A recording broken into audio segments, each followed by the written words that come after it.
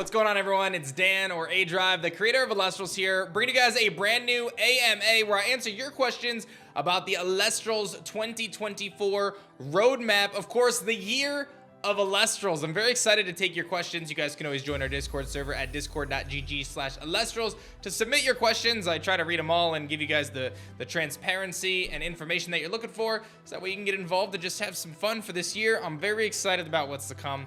It's gonna be awesome. I've got my boy Wirtz here asking the questions. What's up, Wirtz? What's up? You almost didn't take my intro that time. How's it going, everybody? I am back again for some reason to help ask questions. Well, listen, I'm glad you're back, and it's always a good time to have you here, so thank you very much for that. And before we dive in, I do want to let you guys know that first edition pre-orders are available now, and you don't want to miss out on that stellar promo Galaxy. If you get an order in over 50 USD, you get that added to your cart automatically, and those orders are going to be shipping in March. I did some openings on the channel, bunch of other cool stuff, so definitely check that out. But today, we're going to be answering all the tough questions about 2024. So, Wirtz, we could just jump in, man. Hit me with the questions. I know a lot of people wanted to know a lot of things, so we got to get them this info. Yeah, no, we can jump right in. I just want to say it was really hard getting these questions together because so many community members were just answering everyone else's questions as they're asking them. So trying to find like the best questions that weren't answered already was very difficult, but I think we did a good job selecting them. So I'll just jump in with Morden with the first one. Since almost all the tournaments have been held via webcam over Discord and through the app, will the first World Championship also be over the internet, or will you be aiming to get players together physically, live, and in one location to crown a champion? Yeah, so this reminds me, I do want to just mention that I did another AMA on the Elestrals channel, which we'll make sure we link in the description below, where I answered a bunch of questions as well. So some of these answers are going to be different too. But in regards to the World Championship, I know that was something that a lot of people were like excited for us to announce, but there wasn't really any information about it. And the honest answer as to why we didn't really give you guys a ton of information is because a lot of that stuff is TBD, is to be determined. We know we're going to run this World Championship for the end of the year, and it's going to be a celebration of all things Elestrals. It will be an in-person event. That is most certainly the goal, unless some catastrophic world thing happens. I don't know, you know what I mean? But the plan is for it to be an in-person event. I think if you're looking geographically, I would probably consider somewhere in the northeast of the United States as the primary location for that. My hope is that this is not the only in-person event that we have this year. I don't want to make any sort of robust promises because I do not know what the future holds. But when we get towards about February or March, this is going to be on the top of our priority list. I've already indicated that I'm going to be bringing on a team to help us run this event. To me, I think it's incredibly important if you're going to run a live in-person event for people to attend, that you do so in a way that it makes everyone have a great experience. And it may be that we have our own kind of venue and we're hosting this whole thing ourselves, or perhaps we'll jump on an existing event, a PAX Unplugged or something like that. We might jump into one of those types of events and host a tournament there. So it's going to really depend on a few different factors in terms of feasibility and scale and things of that nature. But I will say this, that when the time comes that Elestrals is at an in-person event, I'm going to do everything I can to ensure that that experience is the best experience you could possibly have if you attend that type of event. I understand how important it is if you're traveling to kind of go to these types of things, how important it is that you have a good experience. So it's going to be at the very top of my list to ensure that that's what happens. Yeah, all right, now you just mentioned the Elestrals video. I actually pulled a comment from one of their videos for a question because I thought the question was really good. Oh, good. And no one else seemed to ask it. So this question from Jason Suma goes, so hopefully when Elestrals hits retail shelves, would it be first in an LGS or your local game shop, or in big box stores? What set do you expect to be out, and will it be feasible to have multiple sets being produced to allow people to buy in starting with set one from those locations?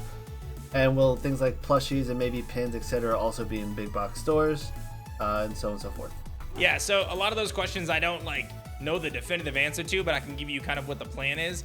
We've been speaking internally with local game store owners. In fact, last week I spent about an hour and a half on a call with another store owner, kind of discussing their business and understanding the things that they look for when they introduce a new game into their store. So there's a lot of aspects here. I would say expect the rollout to local game stores before big box retailers. There's some thresholds that we're looking to hit before we can even entertain those conversations with a Walmart and Target. I'm confident that we're going to get there, but to get there, there, I think we're going to need to establish a presence in LGS first. And that's the goal anyway, because I think it's so incredibly important that we're able to build these grassroots communities, these local communities where you can go to your store and you can play the game and not only play it, but have a community that's being built there. And we're going to do everything on our end that we can do to facilitate that opportunity and that growth. So that's going to be the kind of focal point. In terms of the other products and SKUs and things of that nature, like plushies and stuff, that's one of those things that comes down the road. At the end of the day, the local game stores, they're going to want to make sure that people want to play the game in their area. The best way to prove that is actually to go to your local game store and tell them you want them to carry Elestrals. Next month, we're going to be opening up a new opportunity for local game stores to purchase our first edition stock. That is going to be how we're going to be rolling with things, assuming there's any left after the pre-orders, but I think we're going to have some there for the stores. We're going to keep that in mind, and Frostfall specifically will have that opportunity as well, where we're going to start working with local game stores to ensure that distribution to the right areas. But again, it's incredibly important for us to ensure that these stores are able to be successful and they're able to kind of encourage the growth of a local grassroots community there.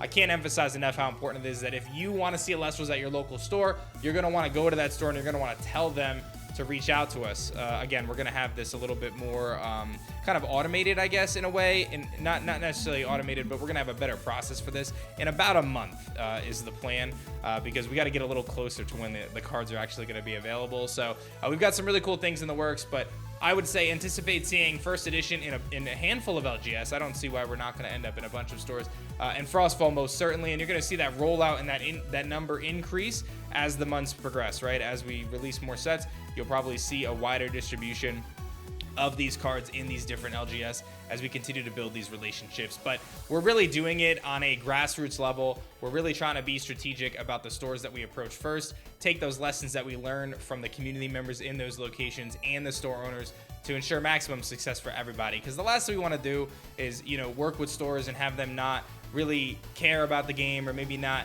push the game, or maybe they don't find the success because we're not giving them the right tools to find success. So to me, it's really important that we're considering all of these different pieces to really make it the best experience for everybody. So there's going to be some incentives for you to have your store carrying Elestrals. There are going to be some exclusive things that you will only be able to get on the LGS level. That's one of the plans we have rolling out. So I think that it's only going to behoove you and your community to try to get your local game stores involved. But there'll be more information about that in the coming months, and to kind of just quickly make sure I cover the whole question as best as I can.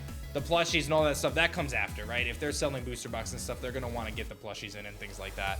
And then again, from the big box perspective, that's going to come down the road once we've established that LGS presence, which I think is so crucial for the growth and development of what we're trying to do. All right, yeah, I really hit you with probably two of the more difficult questions to ask right off the bat. No, it's all no question is difficult as long as I know the answer, right? And I mean, if I don't know the answer, I'll just tell you guys I don't know the answer yet, So never any hard questions, man. I'm just speaking what I'm working on. It's really fun, so there's no problems. All right, moving on. So Agito Swiftly, when choosing the Solar and Lunar, did they just fit better, or was there back and forth with other terms for the light and dark elements? Oh man, so that's a really good question. So when I kind of discussed the development of the last elements and kind of how that ended up being, it actually kind of spurred from the design of the card. We were designing the back of the card, and I decided we had a couple different iterations of what the back of the card was going to look like. And at the time, I think we only had 5 elements, but I had an idea that I wanted to add more in the future. So when we were doing that, I was kind of forced to make a decision of what the elements were going to be in that moment. And it's kind of funny to think back because I knew I needed to put however many I wanted on the back of the card. I kind of had to decide very early on in the development of Elestrals. This is like 3 months in, I would say, and I didn't have nearly what I have now figured out.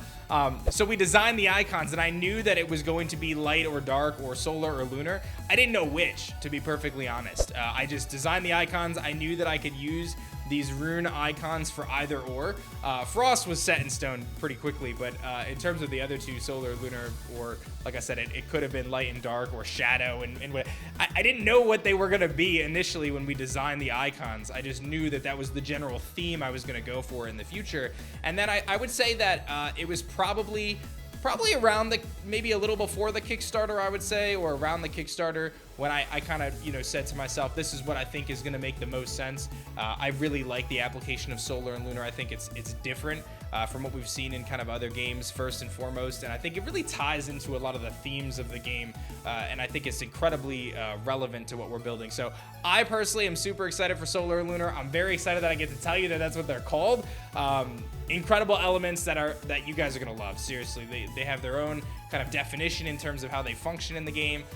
They do some really cool things. They both kind of function in a unique way from what we've seen so far, and they look beautiful. The Solar and Lunar Elestrals are some of the best, and I can tell you my absolute favorite spirit. I'm sorry to Ratless, but my favorite spirit is actually the Lunar Spirit. So that should say a lot. It's so good. It's so good. So I'm really excited. So there's the answer. There's the behind the scenes. I didn't know the answer until, I guess I knew the answer, but it wasn't originally planned that way. It was kind of just up in the air until I said, all right, this is what we're going to do. All right, moving on. What sort of products can we expect from Daybreak and Set 4? Blister packs, starter decks, booster boxes, etc. But what things besides those could come out? Yeah, so I think like the starting point for us right now is we're still very much so in an experimentation phase, in the context of what extra products we're going to be creating. We have deck boxes in the works, we have playmats and acrylic cases and card sleeves and all these different things, right? We have all these different really cool things that are coming, and we'll understand how those are going to perform and how interested you guys are in those, and what kind of tweaks or updates or variations of that you want to see once you have it in your hand, right? So we're a little bit of ways away from understanding that kind of feedback. So there's a little bit of a lag time, I guess, in terms of that. But I would say in terms of products to expect a lot of the things I just mentioned, but also consider that we're working on a few other things right now. We're working on the art book still, which is kind of the collection of Set 1 and the development of Set 1 and the concept arts and all that stuff leading up to, talking about some of the stuff I just mentioned about how the Lunar and Solar icons weren't necessarily decided, or, how we, actually you'll see the back of the card and kind of the transformation that went through. So that's going to be really sick. So I don't want to like promise 100% that it's going to be, this year at the end of the year, but I think it's very feasible. We're already like in the works of that. And then the lore book is another one where we're going to be creating these incredible short stories for Elestrals that is going to be kind of combined into what we're hoping to be a physical book that you can pick up. So some of those items are definitely in the works and things that I'm really personally excited for. But I'm always open ears to hearing kind of what different ideas you guys bring to the table in terms of cool things that we can do. I think it's important to recognize that at this stage of what we're building, it's really crucial that we focus on developing a really awesome card game, right? Like that's the backbone of what we're doing. The plushies and the deck box and the playmats and all this stuff is awesome, right? Like they're some of the most fun stuff to do and some of the stuff that I enjoy the most as well, but they're not like the kind of most important part of the business. Like Elestrals is not going to make it as a business by selling plushies, right? Like the plushies are a really cool extra thing that we can do. So that needs to be at kind of the forefront of the decision making. So what that ultimately means is when we order deck boxes, when we order plushies, when we order playmats, we order those in like very limited quantities, right? Because we have to be mindful of how we grow this business and how we kind of approach things and really, again, recognize that at this moment in time, Elestrals is an awesome trading card game. The other stuff kind of is in the peripheral. That doesn't mean it's not important. It doesn't mean we don't put a lot of time and effort into it, but we have to also be focused on that. So that's kind of the full answer there, given the perspective of how I look at that stuff. I love plushies, man. I really do.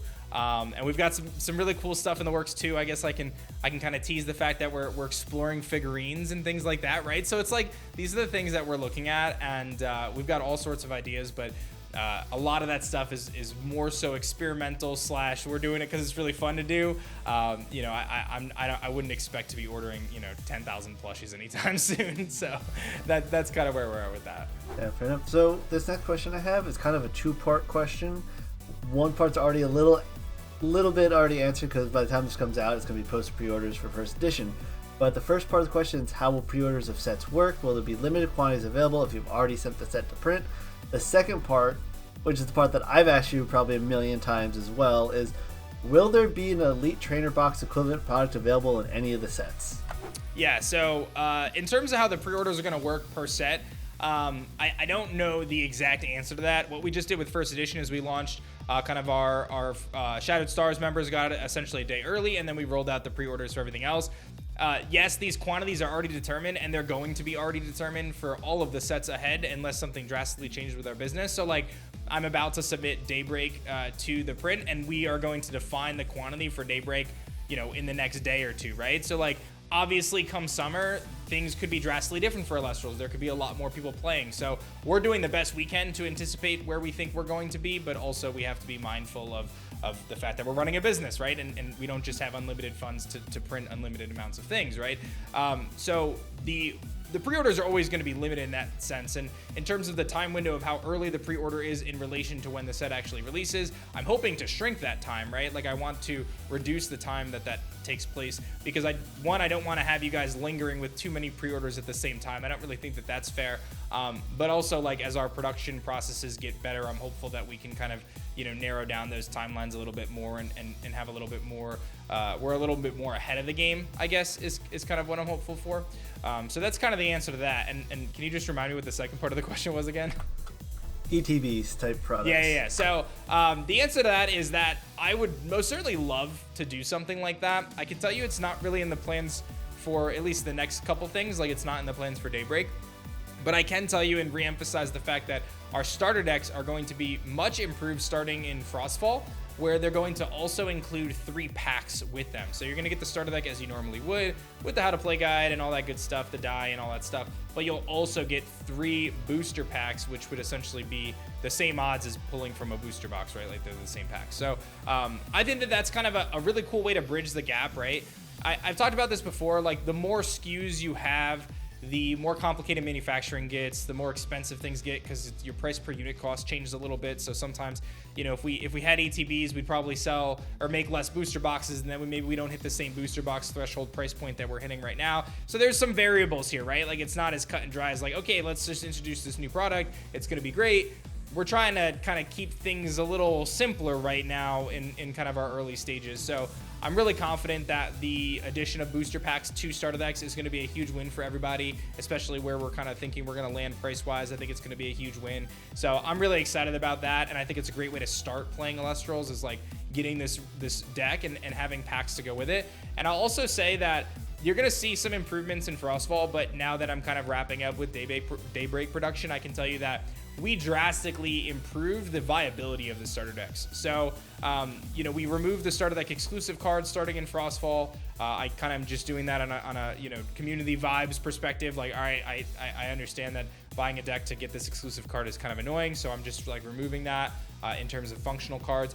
But you know, like I said, when we get to Daybreak, you're gonna see that those starter decks are actually like pretty good. Like they're pretty darn good. Like you're gonna be able to roll up to a store, buy a starter deck, open up 3 packs, you know, kind of maybe make some tweaks, and like have a really functional deck. I'm not gonna say you're gonna go win the World Championship with it or anything, but it'll be a really good deck to play the game. So I think that that's gonna be a huge win, and overall, like the experience will just be really, really good for everybody. So I'm definitely gonna keep those intermediate pack, you know, products in mind, and I think that that's something we can look at as we see bigger scale. Oftentimes, big box retail don't carry booster boxes. So this is like, maybe that's when that middle ground happens, right? Like when that ETB style product happens, because, you know, a lot of times these big you know, retail stores, they don't want to carry booster boxes because, you know, they would much rather carry kind of the middle tier product, and maybe the starter decks is what I've seen anyway. So that's something to keep in mind, and maybe that's when that kind of a product would be introduced. All right, and then moving on to the next question, we have T-Fryer with the starter decks being introduced in Frostfall. Can we expect some for each of the spirit types? aka will we see a second fire starter deck, a second earth starter deck when Frostfall comes out? Can we expect more complicated decks to be released as set comes? Maybe the Estrad winning deck or championship deck or something similar. So to answer the first question, there's going to be 2 starter decks in Frostfall, and there's going to be 2 starter decks in Daybreak. And, you know, I would say that it's very likely moving forward that it's going to be 2 starter decks per set. There's always the chance that it changes, but I think that that's a good number. I think if I do 5 every time, it's a little overwhelming. Again, I think what we're trying to do is create a game that's really awesome to play, but when it comes to the products, simplify those just a little bit. And I think that the 5 starter decks made a lot of sense launching the game, but we're not going to be introducing 5 new elements every set, right? So in the context of Frostfall, only 1 new element is introduced. So there's 2 starter decks that are going to cover 2 different kind of approaches there. And the same with Daybreak, right? You know, 1 element is being introduced. You have an opportunity to play 2 different starter decks that are going to kind of emphasize different strategies within that element. So that's kind of where we're at with that. I wouldn't expect to see, you know, 5 SDs for every set launch. That's not really in the plans. And again, in terms of the, you know, Elestriad decks or championship decks, I think that's like, we'll cross that bridge when we get there. Like, I think it would be totally cool to do like a commemorative world championship deck where you like can get that deck and like, you know, whatever. I think that'd be super sick. So something I would certainly entertain down the road.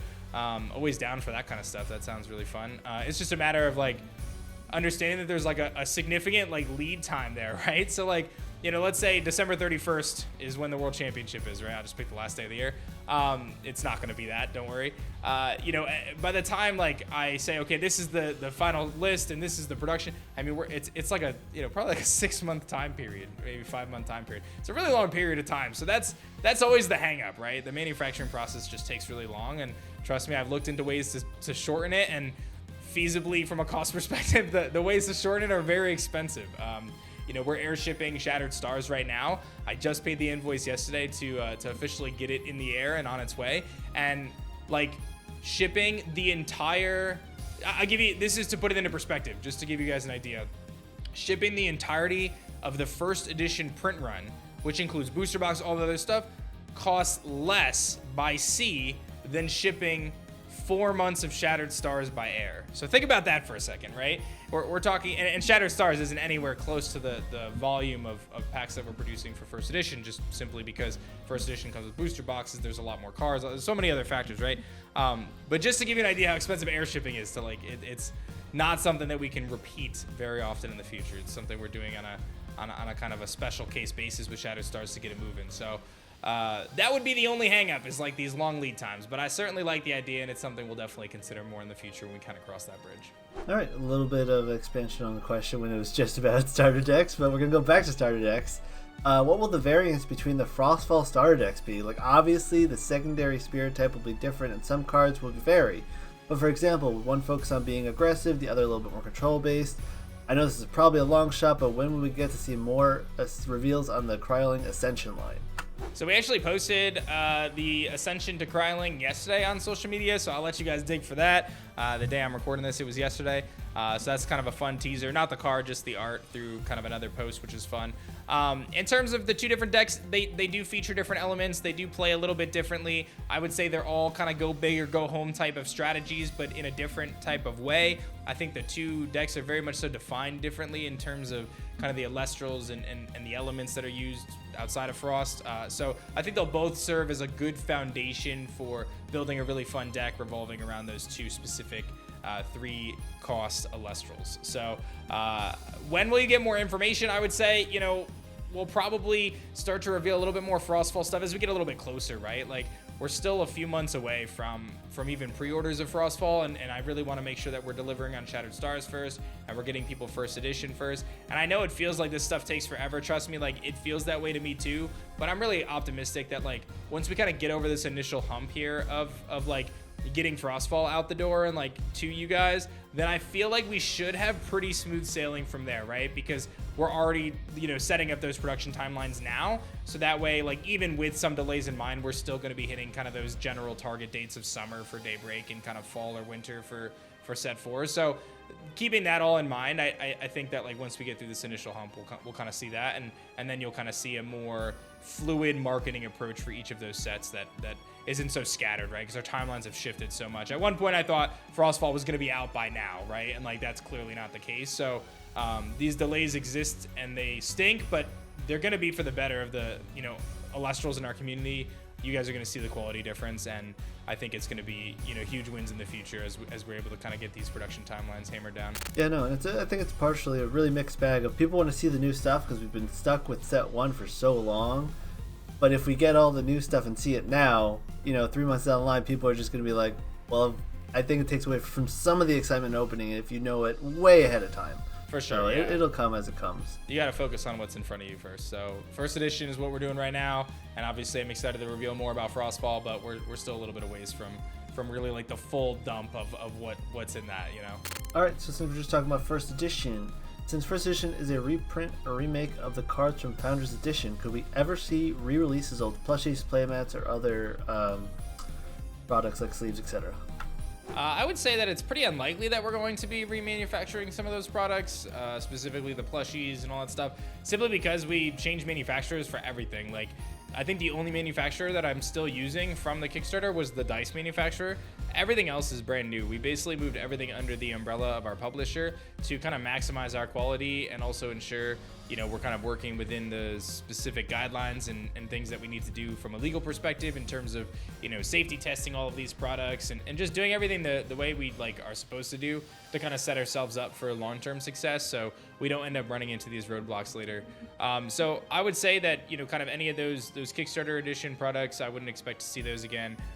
You know, we're going to be reproducing the Spirit plushies at some point. They're going to be way better, I would say. The quality is like really improved, so I'm really excited about that.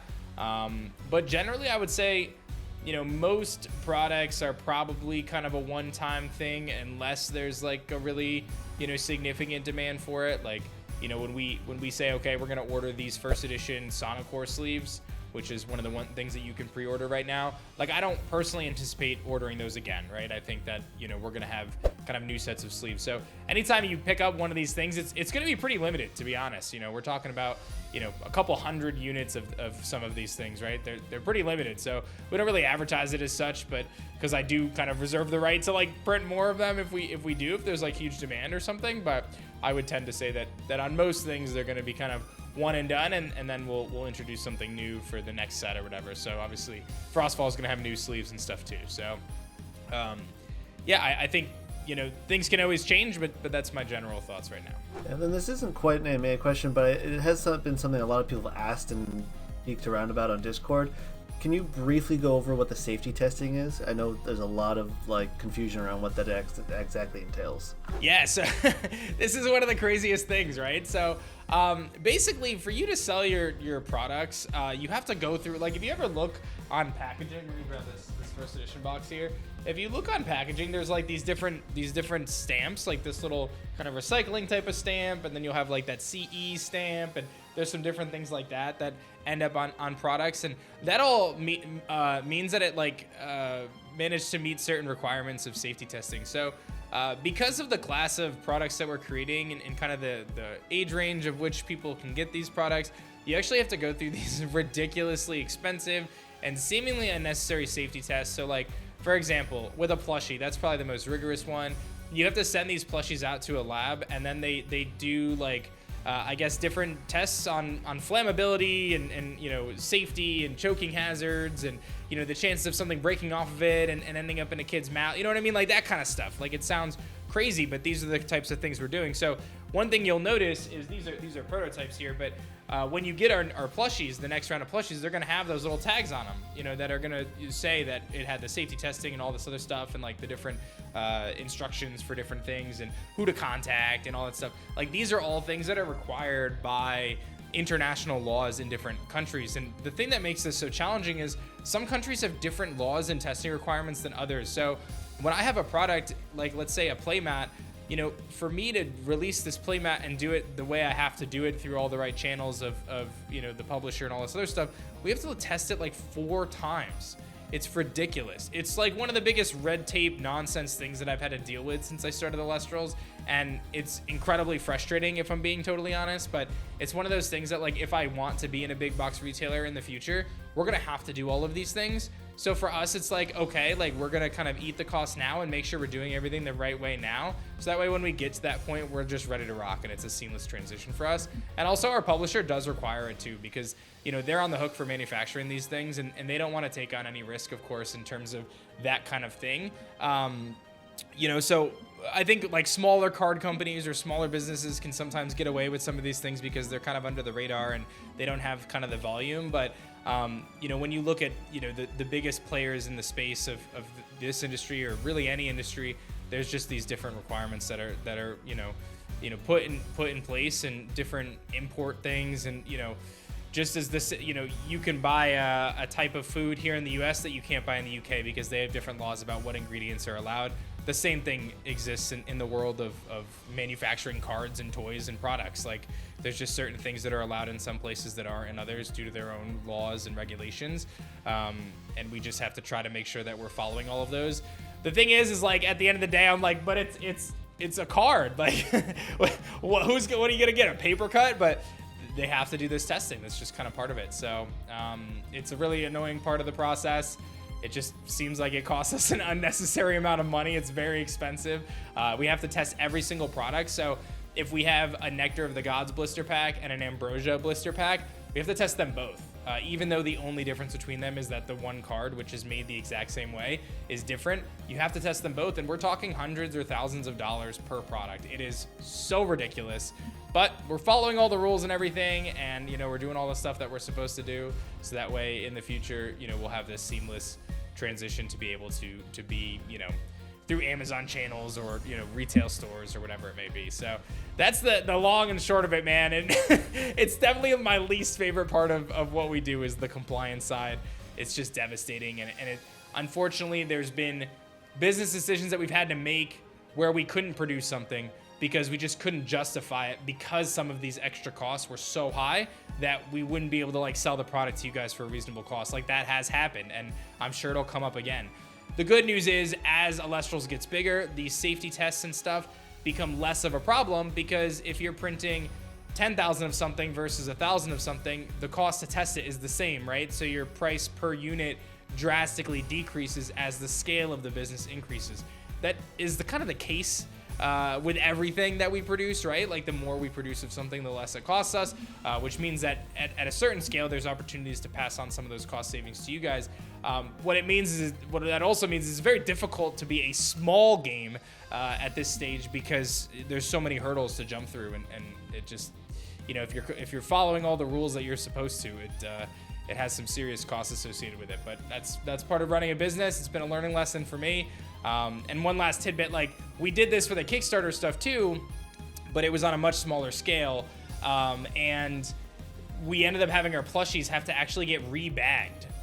It costs I don't know, a lot of money. It was thousands of dollars, I think, to have these plushies rebagged, because our bags that they were sealed in didn't meet the compliance regulations of what we were testing for. So they had to send them back to, or the factory had to open them all up and repackage them all. And obviously that comes with time and money and all these, ridiculous. It's just part of it though. It's just part of running the business. You just run into this stuff. All right, I think that was pretty comprehensive. So let's move on to the next question. What will the pull rates for booster box be in future sets? Currently in the the Kickstarter base set, we have 12 pretty much guaranteed, where you get 10 hollows of full art and alt art. Will that change? Also, how many full arts and alt arts can we expect to see in each new set? Yeah, so I would say expect the pull rates to stay pretty similar. To me, 1 in 3 packs having a hollow is a really good place to be. That's kind of where we're going to land. You're probably going to see just slightly uptick from that, though. You're probably going to see the range of about 12 to 14, 10 to 14 per booster box. I'll give a little bit of a range there. I think you'll probably see it pretty straightforward, though, towards the 12 to 14. First edition so far, I've seen 14, and that's kind of what we indicated.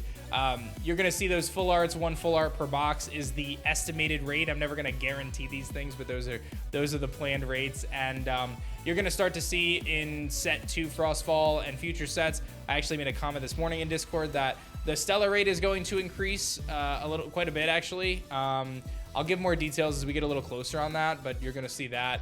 I think when I tell you why and how it's going to increase, though, I think everyone's going to be really stoked. I think we really found a super cool way to do stellars that's even better than what we're doing now. So you guys are going to dig that. I'm super stoked about that. And then the second part of the question was how many full arts and things of that nature. That's going to vary by set. I think you're going to see some experimentation on our end in terms of how many full arts and things like that. But I don't plan on drowning people with full arts. I don't think you're going to see 30 full arts in a set or anything like that. That's definitely not the plan. I'm a big fan of smaller sets. I think when you get to these 180, 200, 250 card sets, I feel like you're just, at that point, most of the cards aren't even functional or doing anything. They're just there to make the set bigger. And I see the appeal of like, okay, like I don't see the same thing as many times, but at the end of the day, like I just, at our scale and my belief system, that's just not feasible. Like, who wants to collect the 250 card Masters? I don't see it personally. So I think our sets are going to land a little smaller. I think you're going to look, I've been saying I want to be in the 80 to 100 range. I feel like I keep ending up over 100. Somehow I tell myself I'm going to do like an 80 card set, and then we're at like 110. And I'm like, what happened here? I just keep seeing all these cool ideas, you know, floating through my brain. And I'm like, let's do this one.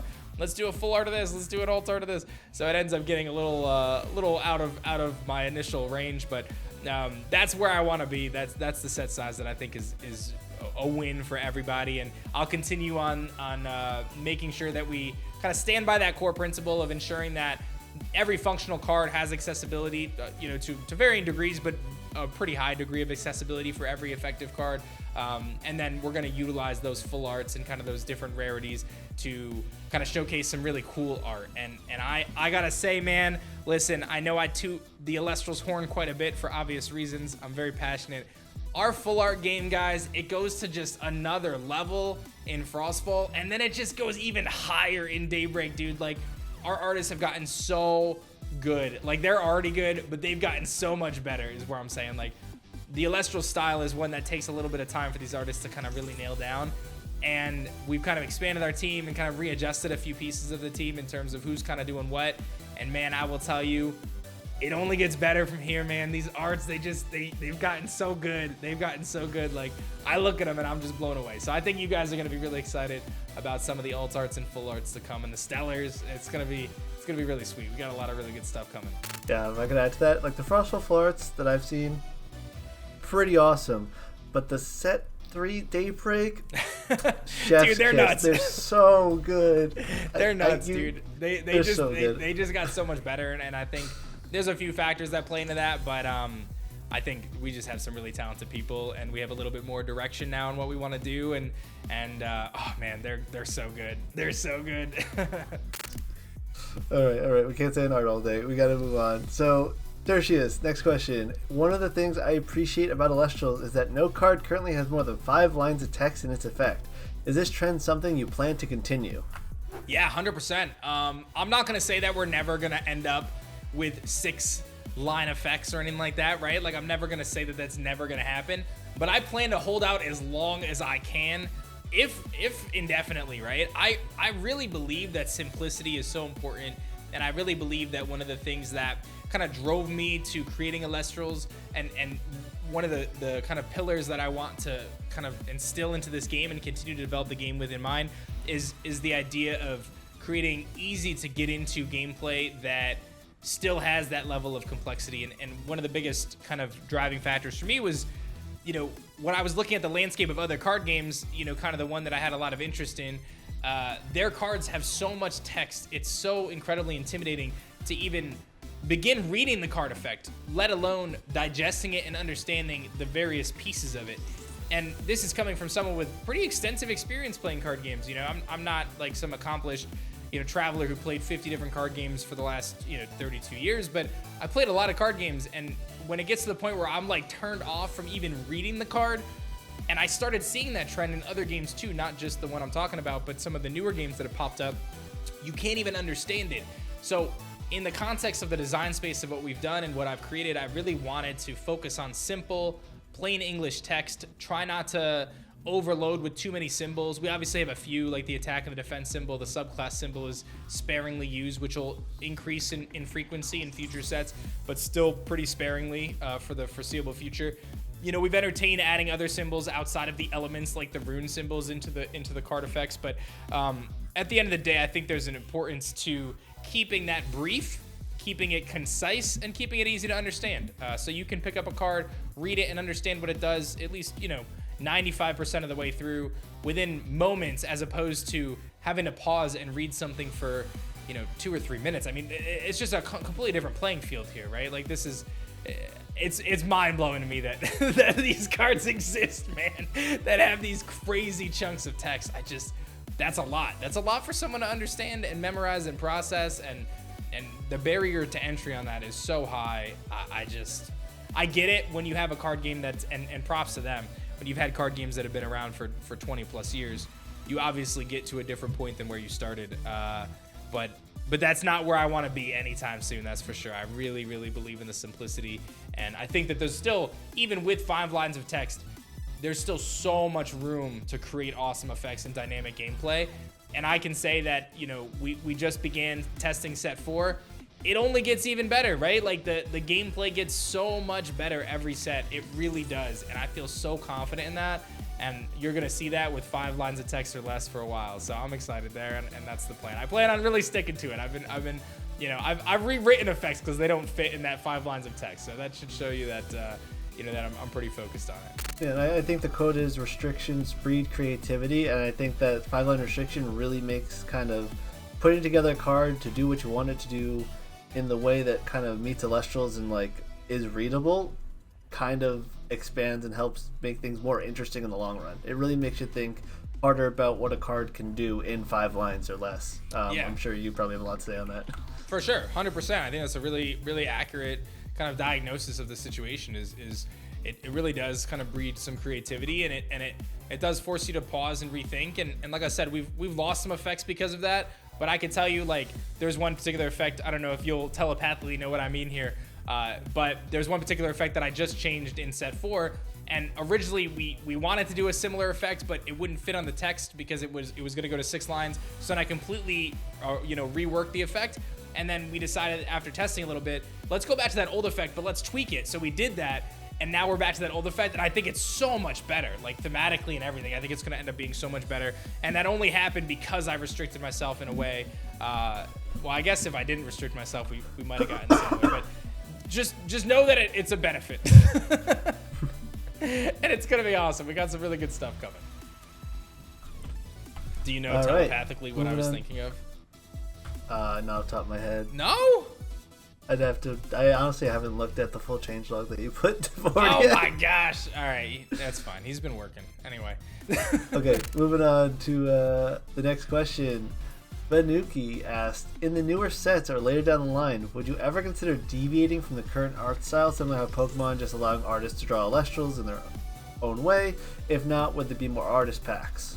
Yeah, so we kind of took the artist collection idea and we kind of redefined it in the context of Shattered Stars, our monthly subscription service, which, if you didn't hear, we're going to be getting those to you next month. Like I said, they're going to be getting on that plane. I think they should already be on the plane, or they're getting there soon. We're going to probably get them in about a week or so, and then we're going to start shipping them out. But you're not going to get charged until March 1st on those Shattered Stars packs. So for the second month anyway. So Shattered Stars is kind of our way to do that, right? We have our artists kind of draw in a unique style. We have the stained glass cards, the statue divines. We've kind of got some other cool unique art styles, some pixel art, all sorts of cool stuff coming. So that's kind of the way we're handling the artist collection.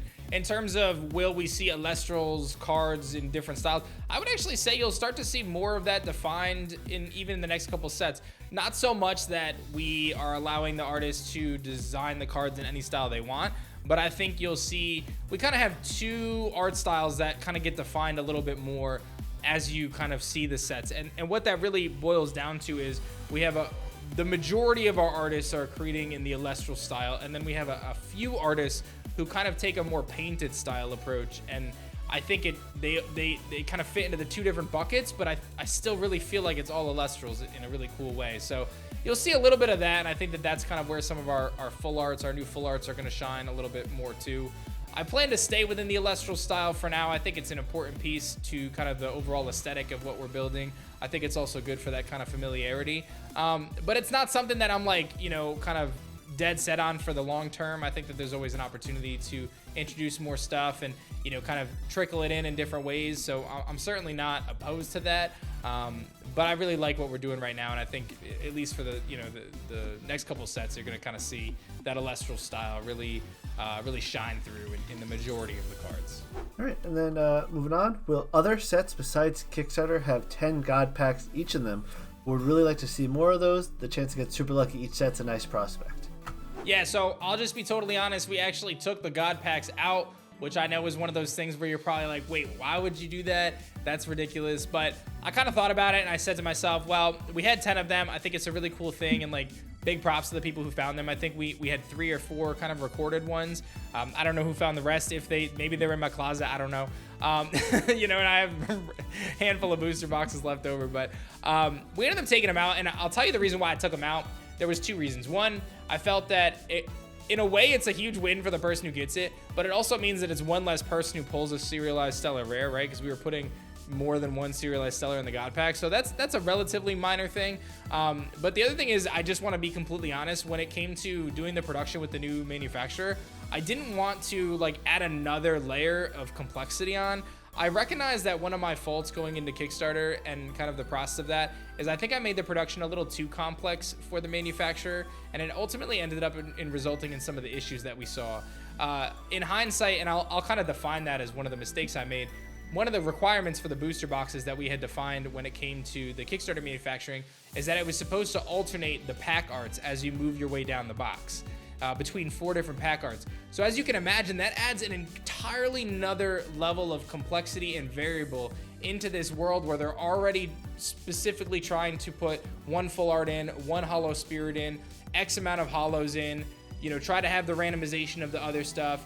And, you know, they're trying to fit this into 36 packs, but also factor in another variable of how the packs are stacked. That created such, you know, issues, and I didn't realize that until after the fact. Like, they obviously did it, and they executed on it, believe it or not. Like, they managed it, but it came, in my opinion, at kind of the cost of some of the other things. So I felt that it was really important with us going to a new manufacturer, kind of starting over, to do what I could to simplify some of the processes to ensure success. And then once we have it nailed down, every aspect of the production is perfect. You know, even and by the way, I'm fully willing to admit that as much as I want first edition and Frostfall and all these things to be absolutely perfect, there may be little things that you may not even notice or think of that I'm gonna kind of continue to tweak and refine as more productions are done, or, you know, maybe we'll get some feedback and make some small tweaks here. My hope is that kind of by the end of the year, we'll have the whole process down. When I send a new set in, there's not even any questions. They know exactly what they're doing. Everything is already done to a T. We have it all perfect. When I get to that point, then I think you start to consider adding more things in again and kind of, you know, adding some of that extra sauce. It saddens me to just say that that's the reason why, and I know some people might be disappointed, and I totally hear you. I fully anticipate God packs to come back into the production of Elestrals, but again, to me, it was important to nail down the core of it and make the experience for thousands and tens of thousands of people a really, really good one, rather than kind of potentially sacrifice a little bit of that so 10 people can get something really awesome, if that makes sense, right? Like, I'm trying to just be as like open and honest about this as I can be, and make sure that people understand. Like, I definitely want them back one day. I just wanted to make sure that we nailed down kind of the core of the experience for everybody first, and then we can kind of revisit some of those really cool things that we added in.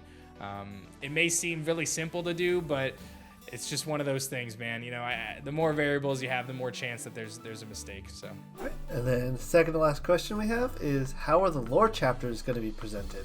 Are they going to be animations, short stories, art sideshow on the website, etc.? Yeah, so I think there's still a little bit of question marks about the final presentation of what that's going to be. I can tell you what we have right now, and then we're kind of in the final stages of preparing this first one. So, you know, we have the story written, right, as like a text file. And then we have a series of paintings done that go alongside the story itself. So you'll be able to have a visual aid to that.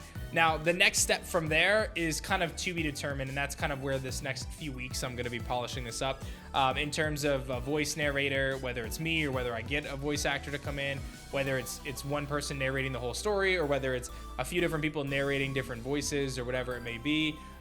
Very unlikely on that one, to be perfectly honest, just from a feasibility standpoint. Then there's the other option of like, are these going to be static images in a video, or are we going to add some basic animations to them, like leaf swaying, or, you know, maybe a little bit of movement here and there? Again, that's another one where it kind of comes down to cost, feasibility, and time.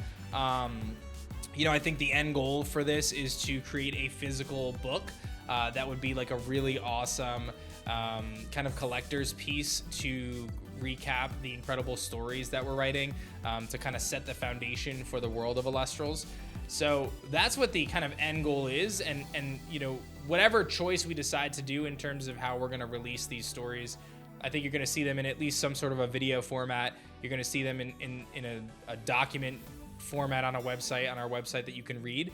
That's kind of the baseline there, and it's going to be free and digestible. You know, you're just going to be able to read it when the time comes. And then our hope again is to print like a physical book that you'll be able to pick up, and you know, I think people are gonna love it.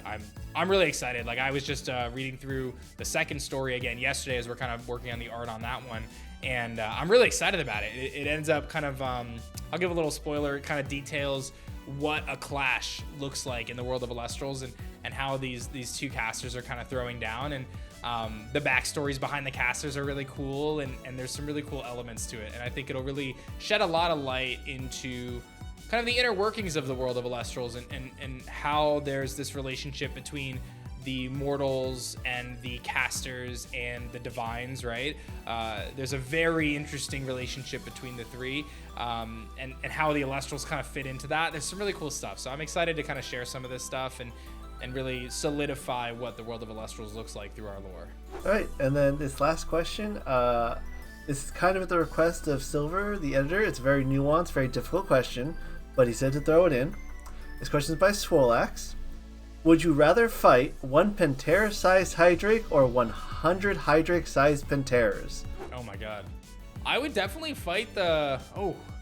Yeah, it's gotta be the one Hydrake, man, because that's a lot of heads, dude. Imagine 100 Hydrake-Sized Penterrors. That's 500 heads, man. There's no way you're getting out of that, no matter how big it is. And Hydrake's, like, not that small. I feel like he's at least, like the core of him is at least basketball sized, at least. So 500 heads that are the size of, like, a bowling ball, man? No chance. No chance, dude. I'm not gonna win either, though. That's a losing battle. Thank you. This kind of reminds me of I remember someone was trying to put stats together for Elestrals back in the day, and they put a 5 pound for Tadpuff, making Tadpuff a literal cannonball. Yeah, that's a heavy Tadpuff. Yeah, I would say Tadpuff probably weighs, you know, maybe an ounce or two. Yeah, that maybe is the last a few question. ounces. That is the last question I have for you, Dan. Do you have anything else you wanted to open up your heart to and let everyone know that wasn't asked, or anything to go before we close out here? Yeah, well, thank you guys all for the questions, and if you have any more, you can always leave them in the AMA chat in the Discord server. And big shout out to everybody who's turned up so far for our first edition pre-orders.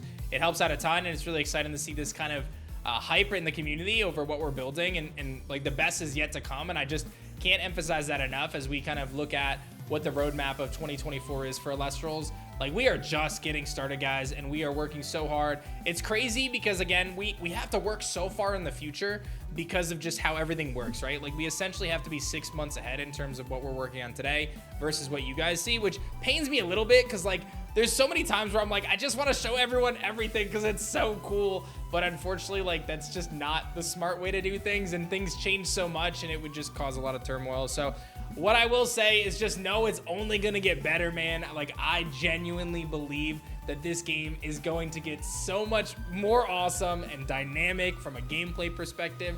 The cards are going to get so much better and cool looking, and they're beautiful, and the arts everything is going to be so awesome. And it's an exciting time. Like, if you are watching this now in January of 2024, like, just remember this in a year from now, man. It's going to be a crazy year for Elestrals, and it's going to be a wild ride. So I'm appreciative that you guys are joining us for it and helping, you know, get us where we want to go, and we're all going to do it together, and it's going to be something special and magical, man. It really is. And I can't thank you guys enough, and I'm really excited. It's going to be a really fun year. So we got a lot of stuff planned, and all this hard work is going to kind of come to fruition, and you guys are going to see just how awesome everything is, and it's going to be great. So yeah, thank you guys, and I'll continue to do my best to create the best game I can and be as transparent, as open to you guys as I can about everything we're doing, and we're going to have a good time doing it. So thank you guys for your time, and thank you, Wirtz, Keith as well, and all the Elestrals team for helping put this together. That's going to be it for me and Tim. We're going to see you guys in the next one. Thank you guys so much for watching. Go pre-order first edition. We'll see you guys soon. Peace.